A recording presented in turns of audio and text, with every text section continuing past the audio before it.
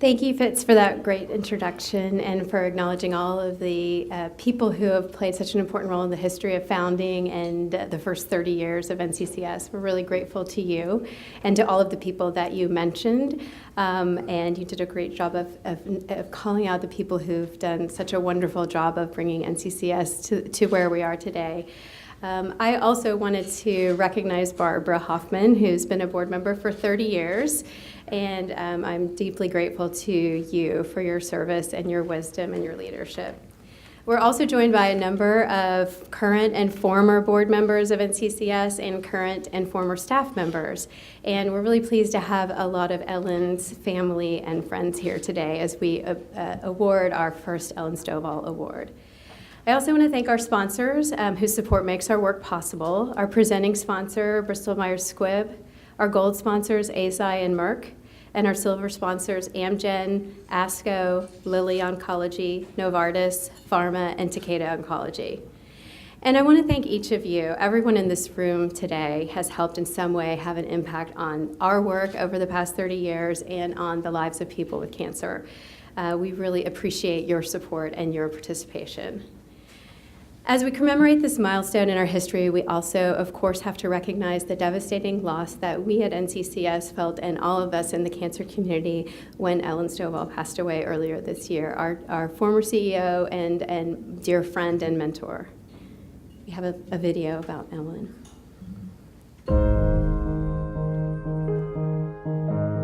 December 23, 1971, President Richard Nixon declared war on cancer.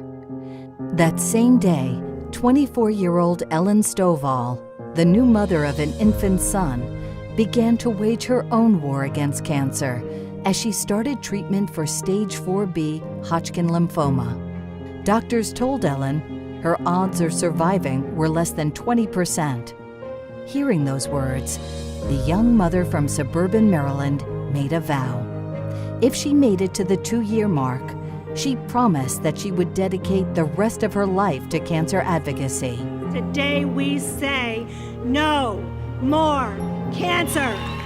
One vow from one survivor would take cancer advocacy to new heights, giving hope and making a difference in the lives of millions touched by cancer.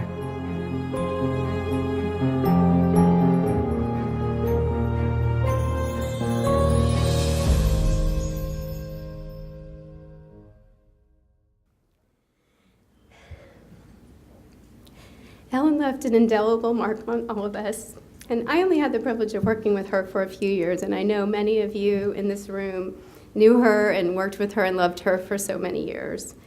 She's really our guiding light at NCCS, and I often find myself thinking, what would Ellen do?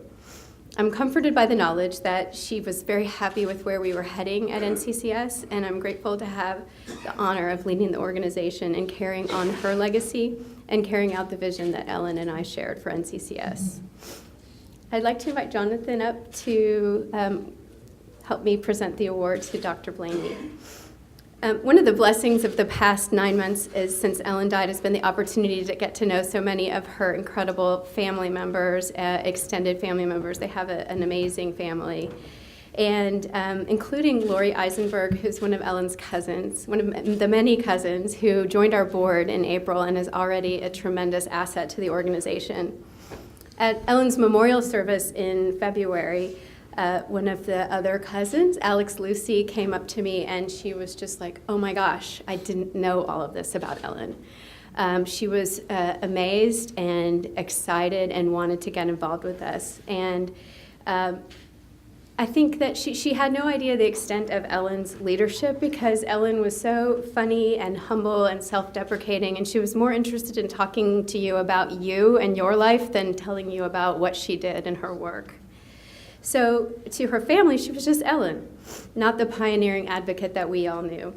So Lori and Jonathan and Alex all joined us this summer at our Cancer Policy and Advocacy Team symposium where they learned about our policy issues, met with their members of Congress to talk about supporting legislation for cancer care.